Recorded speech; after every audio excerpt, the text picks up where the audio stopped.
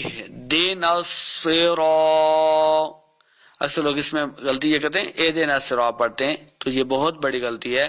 جبکہ دیکھیے حمزہ کو ہم نے ہا کے ساتھ ملانا ہے. ہا کو لفظ کے ساتھ پڑھیں گے، حلق کے نچلے والے حصے سے ہا ادا ہوگا.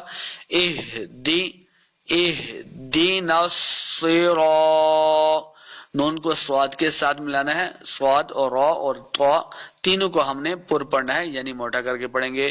نصراط اہدنا الصراط المستقیم.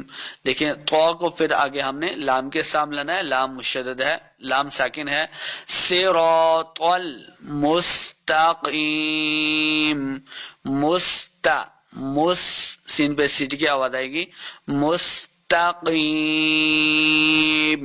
قاف کو موٹا پڑھیں گے. قاف حروف مستعلیہ سے ہے. قاف زیر یا قی، یہ مدہ ہو رہا ہے، یہاں پہ اس کو دو حرکات لمع کریں گے اور آخر پہ ہم نے وقف کرنا ہے.